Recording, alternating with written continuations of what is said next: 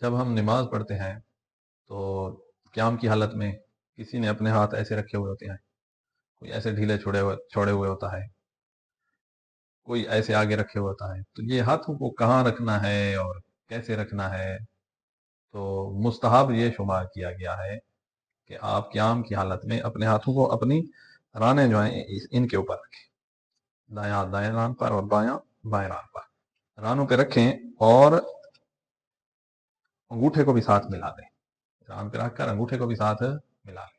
یہ ہے قیام کی حالت میں اس طرح ہاتھ رکھنے ہیں. قیام کے بعد ہوتا ہے رکوع. تو رکوع کی حالت میں یہ جو گھٹنا ہے اس پر ہاتھ رکھنا ہے، یہ بھی مستحب شمار کیا گیا.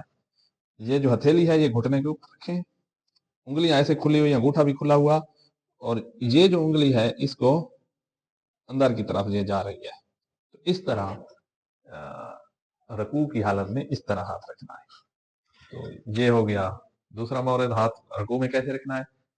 پھر جب بندہ سجدے میں جاتا ہے تو سجدے میں ہاتھ کیسے رکھنے ہیں.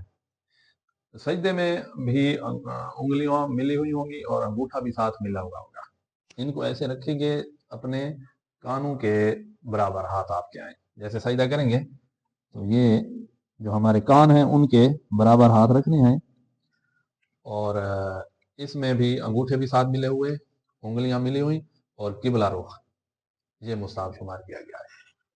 یہ تیسرا مورد ہو گیا. چوتھا مورد جو ہے وہ تشہد میں ہاتھوں کو، یا دو سجدوں کے درمیان جب بیٹھتے ہیں تو ہاتھوں کو کیسے رکھنا ہے، یا جو نماز ہم بیٹھ کر نوافل پڑھتے ہیں جیسے عشاء کی نوافل ہوتی ہے تو اس وقت ہاتھوں کو بیٹھی ہوئی حالت میں کیسے رکھنا ہے.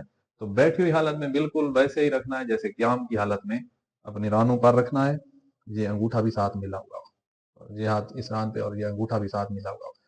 تو بعض ایسے کیے ہوئے ہوتے ہیں گھٹنوں پہ رکھے ہوتے ہیں، ایسے نا. مستحب یہ ہے، یہ شمار کیا گیا ہے، مستحب یہ شمار کیا گیا ہے کہ آپ ایسے رکھیں، انگوٹھا ملا ہوا، انگلیاں ملی اور ایسے اپنی رانوں پہ رکھیں.